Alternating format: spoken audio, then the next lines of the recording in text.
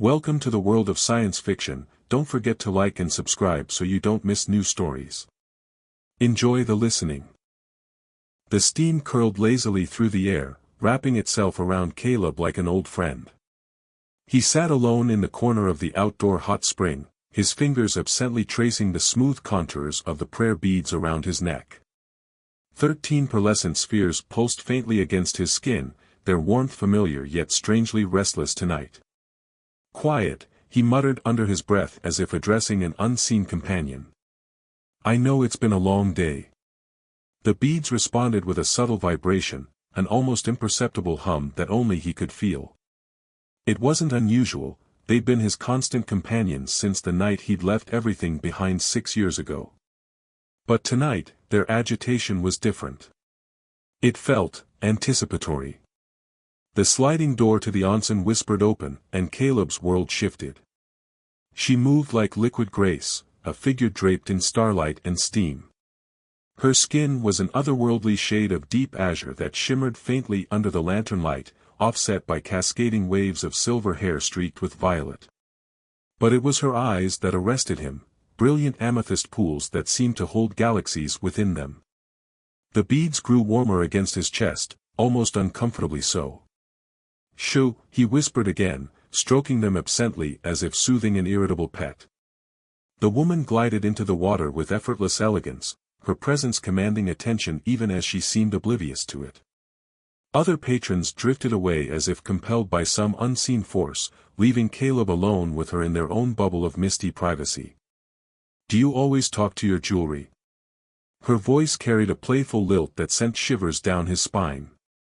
Only when it talks back, Caleb replied without thinking, forcing himself to meet her gaze rather than let it wander over her impossibly perfect form. Her lips curved into a knowing smile as she settled onto a submerged stone bench across from him. Interesting answer.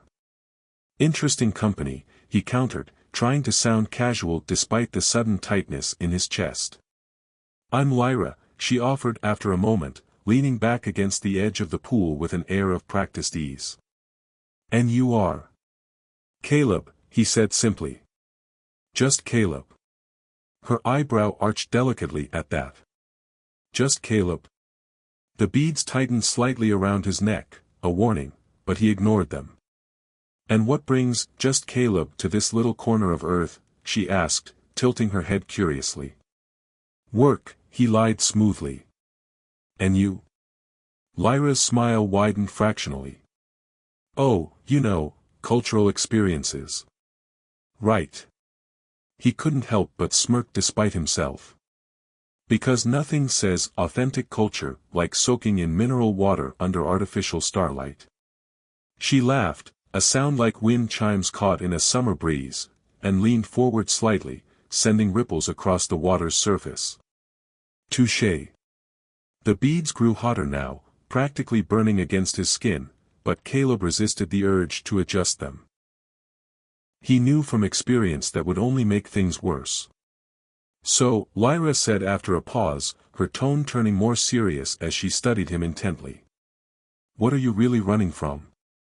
Caleb froze for half a heartbeat before forcing himself to relax again. He met her gaze steadily and shrugged one shoulder nonchalantly. Who says I'm running? Her smile turned predatory then, sharp enough to cut glass but still somehow alluring.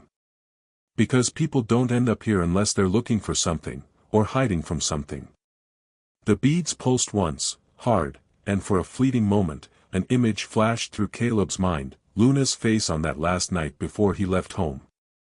Her expression had been equal parts sadness and understanding as she pressed the beads into his hand and told him to go. He pushed the memory away before it could take root. Maybe I just like hot springs, he said lightly. Lyra didn't look convinced but let it drop anyway. Instead, she stood gracefully from her seat in one fluid motion that made every muscle in Caleb's body tense involuntarily. Well then, she said over her shoulder as she stepped out of the pool and reached for a towel. Perhaps you'd like to join me for dinner? There's a place nearby, very traditional, very private. The beads went ice cold now, a stark contrast to their earlier heat, and every instinct honed by years on the run screamed at him not to follow her. But something deeper, something reckless and curious, made him nod anyway. "Dinner sounds interesting," he said evenly as he rose from the water himself. Lyra smiled again, a smile full of promises and secrets, and turned toward the changing area without another word. As he watched her disappear behind the rice paper screen, Caleb touched the beads one last time and whispered under his breath, "This is probably a terrible idea." The beads remained stubbornly silent as he followed Lyra into what felt like destiny waiting just beyond reach, or perhaps disaster cloaked in beauty's guise. The sake-induced haze swirled around Caleb as he navigated the transition from the moonlit pavilion to his room. Tara's presence filled every sense, a potent mix of danger and allure that made his head spin more than the alcohol. The beads vibrated anxiously against his skin, their silent scream a counterpoint to the sensual pull of the alien woman beside him. His room was a traditional affair, all tatami mats and sliding paper doors that opened onto a small, meticulously groomed garden. The air was filled with the scent of damp earth and the faint, sweet fragrance of the miniature bonsai trees. "Cozy," Tara murmured, her eyes sweeping over the space with an appraising gaze. "It's temporary," Caleb replied, his voice sounding strained even to his own ears. "Aren't we all?" She moved further into the room, her fingers trailing lightly over the surface of a low table. "Tell me, Caleb Caldwell, what exactly are you doing hiding away in a place like this?" He hesitated, caught between the instinct to deflect and the reckless urge to confide. The beads pulsed rhythmically, urging caution, but Tara's eyes held him captive. "Hiding is relative," he said finally. "I prefer to think of it as, taking a sabbatical." Tara laughed softly, a sound that was both amused and knowing. "A sabbatical from what?" "Ruling the galaxy." Caleb's breath hitched. He forced himself to meet her gaze, searching for any sign that she was bluffing, but her expression remained unreadable. "You know," he said carefully. "I know enough," she countered, stepping closer until they were standing toe-to-toe. "I know that you are Caleb Caldwell, youngest son of Lord Theron Caldwell, head of one of the oldest and most powerful families in the Concordium. I know that you abandoned your birthright 6 years ago and disappeared without a trace. And I know that you are currently carrying a very valuable and very dangerous artifact around your neck." She reached out and gently touched the beads, her fingers brushing his skin in a way that sent shivers down his spine. The beads flared brightly for a moment, their surface shimmering with an inner light. "These aren't just pretty jewelry, are they?" she asked softly. "No," Caleb admitted. "They're not." "Then tell me, Caleb," she whispered, her voice dropping to a seductive murmur. "Why did you run?" The question hung in the air between them, heavy with unspoken implications. For a moment, Caleb was transported back to that night 6 years ago. Flashback. The Caldwell Manor was a cold, imposing structure of black obsidian and shimmering chrome, a testament to centuries of wealth and power. But tonight, it felt like a prison. Caleb, barely 15 years old, stood in the shadows of the main hall, his heart pounding in his chest. He clutched a small bag in his hand, containing only a few meager possessions and a data pad with a one-way ticket to anywhere but here. "Going somewhere, little brother?" He whirled around to find Luna standing in the doorway, her arms crossed and a knowing look on her face. She was everything he wasn't, confident, poised, and perfectly suited to the role she was born to play. "I have to," he said, his voice barely above a whisper. "I can't do this anymore. I can't be what they want me to be." Luna sighed and stepped forward, her expression softening. "I know," she said gently. "It's not easy, being a Caldwell." "Easy? It's suffocating." Caleb exploded, his frustration finally boiling over. "The constant scrutiny, the endless expectations.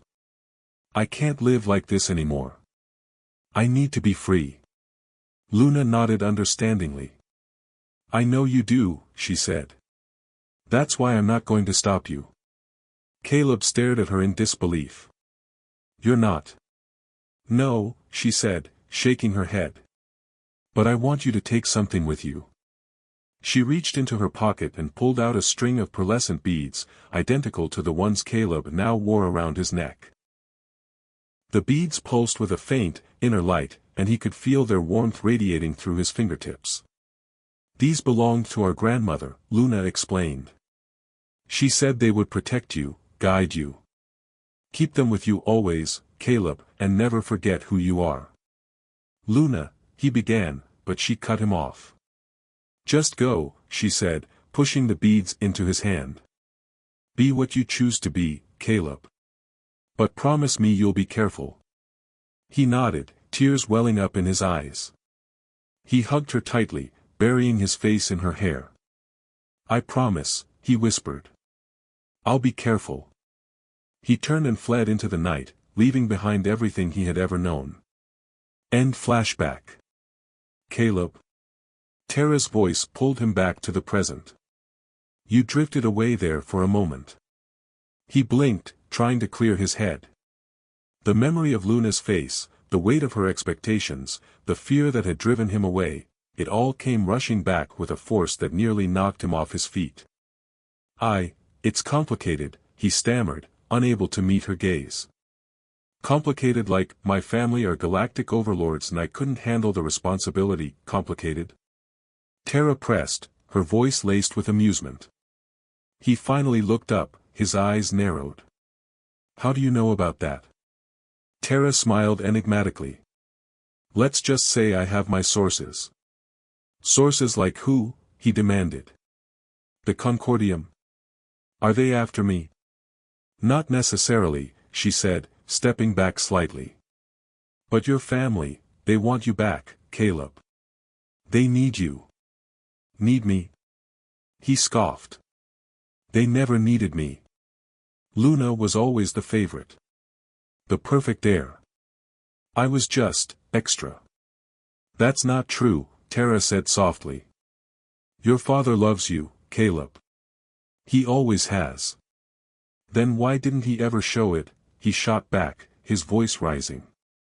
Why did he always push me, pressure me, try to mold me into something I'm not? Because he saw potential in you, Caleb, Tara said. Potential that you refused to acknowledge. Potential for what? He demanded. To become another cog in their machine. To perpetuate their oppressive regime. No, thanks. I'd rather live my own life, make my own choices. And what choices have you made, Caleb? Tara challenged. Hiding away in obscure corners of the galaxy, running from your past. Is that really living? Her words hit him harder than he cared to admit. He knew she was right, at least in part. He had been running for 6 years, but he hadn't really found anything to run to. He was still adrift, still searching for a purpose, a place to belong. I'm not running, he insisted, even though he knew it was a lie. Then what are you doing, Caleb? Tara asked, her voice softening again. What do you want? He didn't have an answer. He didn't know what he wanted. All he knew was that he couldn't go back. He couldn't face his family, couldn't resume the life he had so desperately tried to escape. He looked at Tara, searching for answers, for guidance, but her eyes were as inscrutable as ever. He was alone, adrift in a sea of uncertainty, with nothing but a string of magical beads and a beautiful, dangerous woman to guide him. I don't know, he said finally, his voice barely a whisper. I don't know.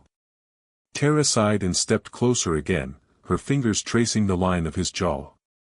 Then maybe I can help you find out, she murmured. She leaned in and kissed him again, her lips soft and persuasive. The beads vibrated wildly against his skin, their warning growing more insistent, but he ignored them. He was lost in the moment, lost in the intoxicating sensation of her touch, lost in the hope that maybe, just maybe, she held the key to unlocking his future. As the kiss deepened, Caleb felt a strange sense of inevitability wash over him. He didn't know where this was going, didn't know what Tara wanted from him, but he couldn't deny the pull that drew him to her. He was caught in her web, and he had a feeling there was no escape. Tara broke the kiss and stepped back, her eyes gleaming with triumph. "I think it's time we had a little chat," she said, her voice suddenly businesslike. "There are things you need to know, Caleb Caldwell. Things about your family, about the Concordium, about the true nature of those little beads you're so fond of." She turned and walked towards the sliding doors, her silhouette outlined against the moonlight. "Come on," she said, beckoning him to follow. "I have something to show you." Caleb hesitated for a moment, torn between apprehension and curiosity. The beads were practically screaming at him to run, to get as far away from Tara as possible, but he couldn't bring himself to do it. He was too intrigued, too drawn in by the mystery that surrounded her. With a sigh of resignation, he followed her out into the night, knowing that he was walking into a trap but unable to resist the lure of the unknown. Caleb blinked, disoriented. The transition from the intense passion of Tara's kiss to the relative normalcy of his room felt jarring. He found himself seated on the edge of his futon, Tara standing before him like a vision in the soft glow of the paper lanterns. "What was that?" he asked, his voice husky. "A demonstration," Tara replied, her lips curving into a sly smile. "Of the lengths I'm willing to go to get your attention." "You have my attention," Caleb said dryly. "Now, care to explain why a woman who clearly knows more about me than I know about myself is so interested in a runaway noble like me?" Tara sighed theatrically and turned away, pacing the length of the room. "It's a long story, Caleb. One filled with treachery, betrayal, and cosmic significance." "Sounds like my family history," he muttered. "Indeed," Tara said, turning back to face him. "Your family is at the heart of this, Caleb. The Caldwells are not just another noble house, they are one of the pillars of the Concordium. They have shaped galactic history for centuries, and their influence stretches far beyond what most people can imagine." "I know all this," Caleb said impatiently. "What does it have to do with me?" "Everything," Tara replied. "Your family possesses something, Caleb. Something ancient and powerful. Something that could change the fate of the galaxy." "You mean the beads?" He touched the string around his neck, feeling the familiar warmth radiating against his skin. "What about them?" "They are more than just family heirlooms, Caleb," Tara said, her voice dropping to a reverent whisper. "They are conduits to an ancient power, a force that has been dormant for millennia. Your family has guarded them for centuries, but they have never understood their true potential." "And you do?" Caleb asked skeptically. "I do," Tara said with conviction. "I know what they can do, and I know how to unlock their power. But I need your help, Caleb. I need you to trust me." "Trust you?" He laughed incredulously. "You waltz into my life, seduce me with sake and kisses, and expect me to trust you? You know who I am, you know about my family, and you know about the beads. I'd have to be a fool to trust you." The beads pulsed with agreement. "I understand your hesitation," Tara said, her expression softening. "But I am not your enemy, Caleb. I am here to help you. To help you understand your destiny." "My destiny?" He scoffed. "My destiny is to live a quiet life, far away from the Caldwells and their mess. I want nothing to do with galactic politics or ancient powers." "You don't have a choice, Caleb," Tara said, her voice hardening. "Whether you like it or not, you are a Caldwell. Their legacy is in your blood, and their fate is intertwined with yours. You cannot escape it." Caleb stared at her, his mind reeling. He had spent 6 years trying to distance himself from his family, trying to forge his own path, but it seemed like fate had other plans. He was being pulled back into the very world he had tried so hard to escape. "What do you want me to do?" he asked finally, his voice resigned. "I need you to come with me," Tara said.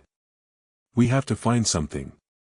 Something that your family has hidden away, something that will unlock the full potential of the beads." "Where is it?" Caleb asked. "I don't know exactly," Tara admitted. But I have a lead. A contact who can help us find it. But we have to move quickly, Caleb. Your family will be looking for you. They won't let you interfere with their plans. And what are their plans? He asked. To control the power of the beads for their own selfish gain, Tara said. To solidify their dominance over the galaxy. They will stop at nothing to achieve their goals. Caleb thought of his father, of his cold, calculating ambition, and he knew that Tara was telling the truth. The Caldwells were ruthless, and they would not hesitate to use the beads to further their own agenda. He looked at Tara, searching for any sign of deception, but her eyes were clear and sincere. He still didn't trust her completely, but he knew that he couldn't ignore her warning. The fate of the galaxy might depend on it. All right, he said, his voice firm. I'll go with you. But I'm doing this on my terms. And if I find out you're lying to me, I'm walking away. Tara smiled, a genuine, grateful smile that reached her eyes. Thank you, Caleb, she said. You won't regret this. The beads vibrated anxiously against his skin, warning him of the danger ahead, but Caleb ignored them. He had made his decision, and he was committed to seeing it through. When do we leave? He asked. Now, Tara said. We don't have a moment to lose.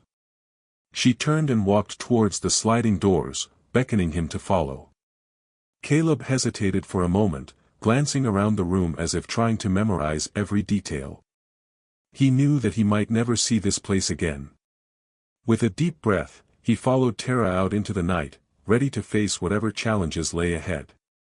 As they slipped through the darkness, Caleb noticed that they weren't heading towards the main entrance of the resort.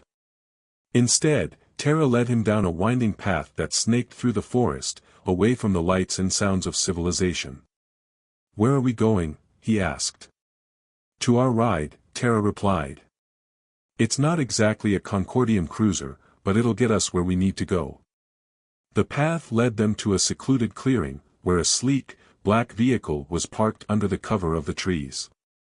It was unlike anything Caleb had ever seen before, a fusion of alien technology and human design. What is that thing? He asked, staring at the vehicle in amazement. This, Tara said with a grin, is the Star Wanderer. She's seen better days, but she's still got some juice left in her. A hatch opened on the side of the vehicle, and a figure emerged, silhouetted against the interior lights. It was a woman, tall and wiry, with short, cropped hair and a pair of goggles perched on her forehead.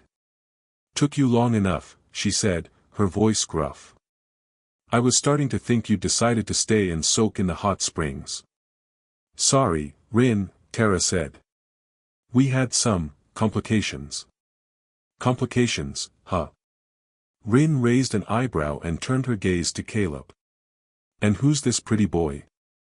This is Caleb, Tara said. He's coming with us. Rin studied Caleb for a moment, her eyes narrowed. He doesn't look like much, she said finally. But if you say he's important, I'll take your word for it. He is, Tara said firmly. Now, let's get going. We have a long way to travel. Rin nodded and turned back to the Star Wanderer. All right, let's load up and ship out. We've got a rendezvous to make. As Caleb climbed into the vehicle, he couldn't shake the feeling that he was stepping into the unknown.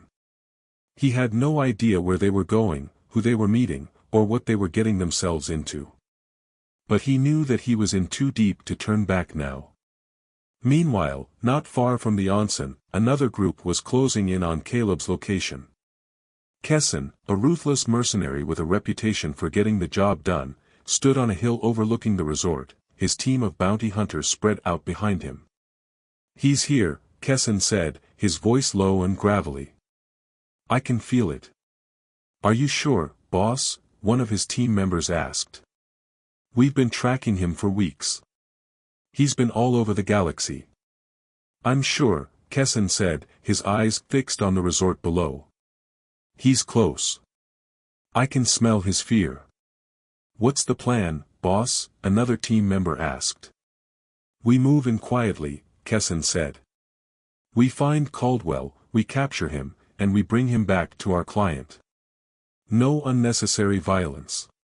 Understood. His team members nodded in agreement. They knew that Kessin was a stickler for the rules, even when it came to bounty hunting. He preferred to do things the clean way, without attracting too much attention. Let's go, Kessin said, leading his team down the hill towards the resort. The hunt begins now. The Star Wanderer tore through the atmosphere, leaving the misty mountains of Japan behind. Caleb was strapped into a surprisingly comfortable seat, the G-force pressing him back as Rin expertly piloted the ship. Tara sat beside him, monitoring the controls with an intensity that bordered on obsession. Where are we going? Caleb asked, trying to sound casual despite the butterflies in his stomach. To Earth, Tara replied without taking her eyes off the screen. Earth? I thought we were trying to stay off the Concordium's radar. We are, Tara said. But my contact is on Earth. He has information that we need. And who is this contact? Caleb pressed. His name is Soren, Tara said. He's a friend. Someone who can help us find what we're looking for. Caleb didn't like the vagueness in her answer. He had a feeling that Tara was holding back something, but he decided not to push it for now. He needed her, at least for the moment. The journey to Earth was uneventful, but Caleb couldn't shake the feeling that they were being watched. The beads pulsed anxiously against his skin, warning him of danger, and he caught Rin glancing nervously at the sensors every few minutes. Anything wrong? He asked her. Just a little turbulence, Rin said, her voice tight. Nothing to worry about. But Caleb knew she was lying. He could see the sweat beading on her forehead, the way her fingers gripped the controls a little too tightly. Something was definitely wrong. As they approached Earth, Tara directed Rin to a remote location on the outskirts of a sprawling city. The Star Wanderer landed in a deserted industrial complex, surrounded by abandoned warehouses and crumbling factories. Welcome to Earth, Tara said, her voice lacking any enthusiasm. Caleb stepped out of the ship, his senses on high alert. The air was thick with pollution, and the silence was broken only by the distant hum of traffic. This place felt wrong. Where is this Soren? He asked. He's waiting for us, Tara said. Follow me. She led him through the maze of derelict buildings, her footsteps echoing in the silence. Caleb kept his hand on the beads, drawing strength from their familiar presence. He had a feeling that they were walking into a trap. They reached a dilapidated warehouse, its windows boarded up and its doors sealed with rusty metal. Tara knocked on the door with a specific rhythm, and a small hatch slid open, revealing a pair of eyes peering out. Password, a gruff voice demanded. The stars weep for lost souls, Tara replied. The hatch slammed shut, and the door creaked open, revealing a dark, cavernous space. Tara ushered Caleb inside, and the door slammed shut behind them, plunging them into darkness. A moment later, lights flickered on, revealing a large, underground chamber filled with people. They were a motley crew, dressed in worn-out clothes and armed with makeshift weapons. Caleb realized that he was in a resistance base. A figure emerged from the crowd, a man with a scarred face and piercing blue eyes. He walked with a confident stride, his gaze fixed on Caleb. Welcome, Caleb Caldwell, he said, his voice deep and resonant. I am Soren. You know who I am? Caleb asked, surprised. We know everything about you, Soren said. We've been watching you for a long time. Caleb glanced at Tara, a look of suspicion in his eyes. What's going on, Tara? Who are these people? They're friends, Tara said. Allies in the fight against the Concordium. Fight against the Concordium? Caleb repeated incredulously. What are you talking about? The Concordium is a corrupt and oppressive regime, Soren said, stepping closer. They control the galaxy through fear and intimidation. We are fighting to overthrow them and restore freedom to the people. And you think I can help you? Caleb asked skeptically. We know you can, Soren said. You possess something that could change the course of the war. The beads. They are the key to unlocking an ancient power, a power that the Concordium has been trying to suppress for centuries. Tara told you about the beads? Caleb asked, turning to her accusingly. I trust Soren, Tara said. He's one of the good guys. Good guys? Caleb scoffed. You expect me to believe that? I don't even know you people. For all I know, you're just using me. We understand your skepticism, Soren said. But we have no reason to harm you, Caleb. We need your help. The galaxy needs your help. He stepped closer and held out his hand. Join us, Caleb. Together, we can make a difference. Caleb hesitated, torn between his distrust and his desire to do something meaningful. He looked at the faces of the people in the room, their eyes filled with hope and determination. He saw their suffering, their oppression, and he knew that he couldn't stand idly by. With a sigh of resignation, he took Soren's hand. All right, he said. I'm in. Soren smiled, a genuine, heartfelt smile that radiated warmth. Welcome to the resistance, Caleb, he said. Together, we will fight for a better future. As Caleb settled into his new life with the resistance, he began to learn more about the Concordium and the Caldwell family's role in the galactic power structure. He discovered that his father, Lord Theron, was one of the most influential figures in the Concordium, a ruthless and ambitious man who would stop at nothing to maintain his power. He also learned that the Caldwell family had been secretly manipulating galactic events for centuries, using their wealth and influence to control governments, manipulate markets, and suppress dissent. The beads were just one piece of their vast arsenal of power, a tool that they used to maintain their dominance over the galaxy. The more Caleb learned, the more disillusioned he became with his family and their legacy. He realized that he had been living a lie, shielded from the truth by his privileged upbringing. He had a responsibility to use his power and influence to make amends for his family's sins, to fight for justice and equality for all. Meanwhile, Kessin and his team of bounty hunters were closing in on Caleb's location. They had tracked him to Earth, following the trail of the Star Wanderer like bloodhounds. He's here, Kessin said, standing outside the warehouse where Caleb was hiding. I can feel it. Are you sure, boss? One of his team members asked. This place looks deserted. He's here, Kessin repeated, his voice unwavering. I know it. He signaled to his team, and they moved in, surrounding the warehouse with their weapons drawn. Kessin kicked down the door, and they stormed inside, ready to capture their prey. But they were met with resistance. The members of Soren's resistance base were waiting for them, armed and ready to fight.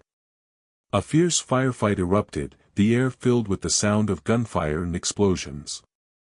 Caleb found himself in the middle of the chaos, dodging bullets and returning fire. He had never held a weapon in his life, but he found himself fighting with a ferocity that surprised even himself. The beads pulsed with power, guiding his movements, enhancing his reflexes, and giving him the strength to stand his ground. The battle raged on, but Kessin's team was outnumbered and outgunned. One by one, they fell, until only Kessin remained. He stood before Caleb, his face contorted with rage and frustration. You can't win, Caldwell, he snarled. The Concordium is too powerful. You'll never be able to defeat them. We'll see about that, Caleb said, his voice filled with determination. He raised his weapon and fired, hitting Kessin in the chest. The mercenary staggered backward and collapsed to the ground, defeated. The battle was over. The resistance had won, but Caleb knew that this was just the beginning. The Concordium would not give up easily. They would come back, stronger and more determined than ever. But Caleb was ready. He had found his purpose, his cause. He was no longer just Caleb Caldwell, the runaway noble. He was Caleb Caldwell, the leader of the resistance, the champion of the oppressed, the hope for a better future. He touched the beads around his neck, drawing strength from their power. He knew that the road ahead would be long and difficult, but he was not afraid. He had Terra, Soren, and the entire resistance by his side. Together, they would fight for freedom, for justice, and for a galaxy where everyone had a chance to thrive. Caleb woke with a start, disoriented. The tatami mats felt strange beneath him, the scent of jasmine and night blooming cereus heavy in the air. Sunlight streamed through the open shoji screens, casting long shadows across the room. Terra was gone. Panic flared in his chest. He sat up, his hand instinctively reaching for the beads around his neck. They were still there, pulsing with their familiar warmth, but their energy felt subdued. Terra, he called out, his voice hoarse. Silence. He scrambled to his feet and rushed to the sliding doors, peering out into the meticulously manicured garden. Empty. A small note rested on the low table, held down by a smooth, black stone. With trembling hands, Caleb picked up the note and unfolded it. The message was short and to the point. Meet me at the observatory.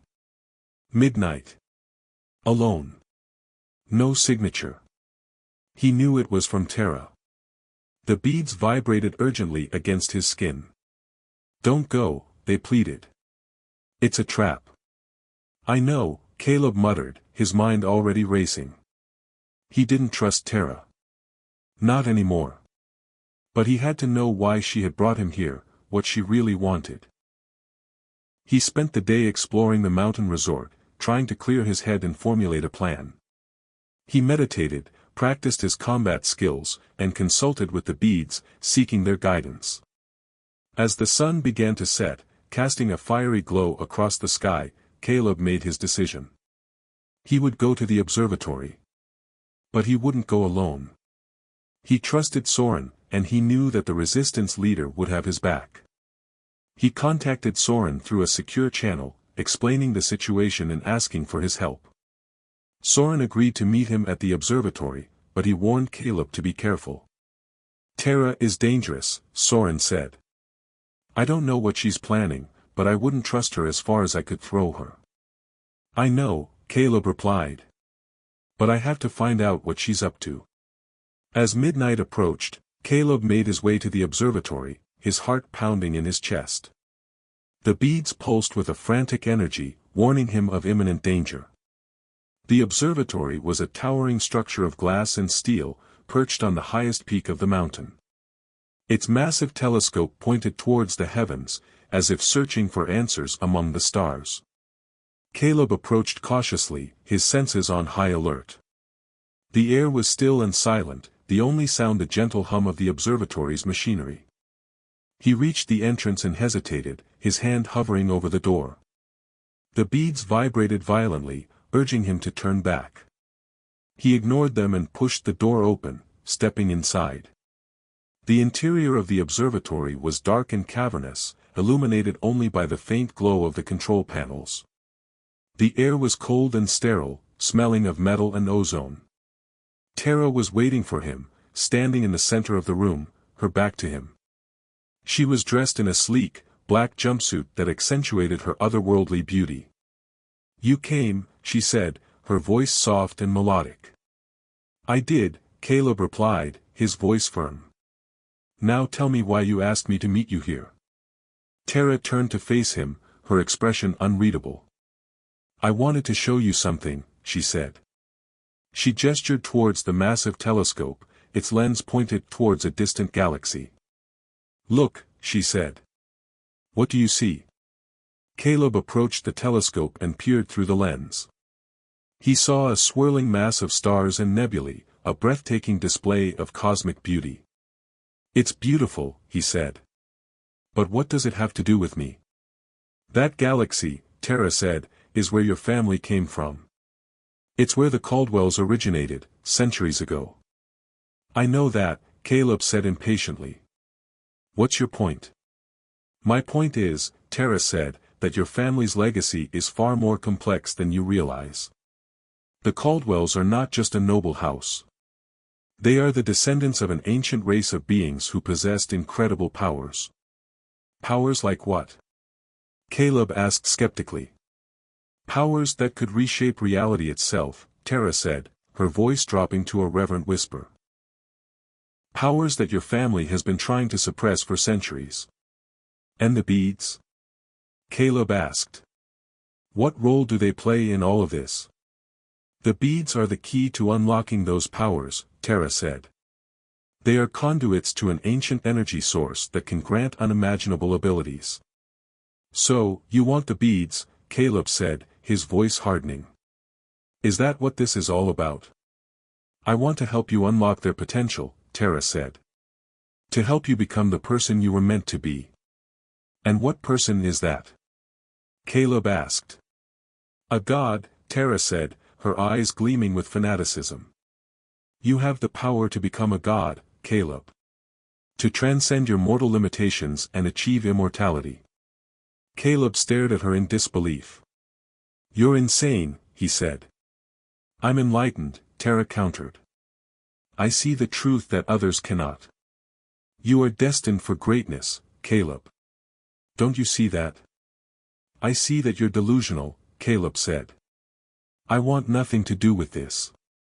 He turned to leave, but Tara blocked his path. You can't leave, she said, her voice sharp. I need you, Caleb. I need the beads.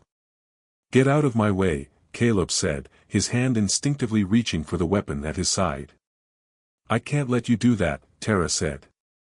I've come too far to let you ruin everything. She lunged at him, her movements swift and deadly.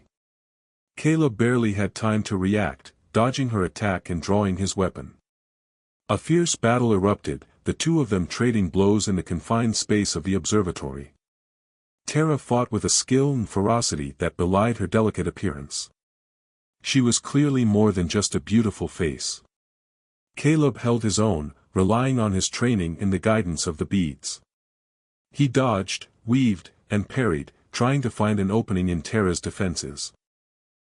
As they fought, Caleb noticed something strange about Tara's movements. She seemed to be enhanced. Her reflexes were faster, her strength greater than any normal human. What have you done to yourself? He asked, panting for breath. I've unlocked my potential, Tara said, her eyes burning with a strange energy. I've embraced the power that lies within. She unleashed a series of lightning-fast attacks, forcing Caleb to retreat. He stumbled backward, his foot catching on a cable. He fell to the ground, his weapon flying from his grasp. Tara stood over him, her weapon raised, ready to deliver the final blow. It's over, Caleb, she said, her voice cold and merciless. You can't stop me. Just then, the door to the observatory burst open, and Soren rushed in, his weapon drawn. Tara, he shouted. Stand down. Tara hesitated, her gaze shifting from Caleb to Soren. Soren, she said, her voice filled with confusion. What are you doing here? I'm here to stop you, Soren said. I know what you're planning, Tara. I can't let you do it. You don't understand, Tara said. I'm doing this for the good of the galaxy. No, you're not, Soren said. You're doing this for yourself. You're power-hungry, Tara.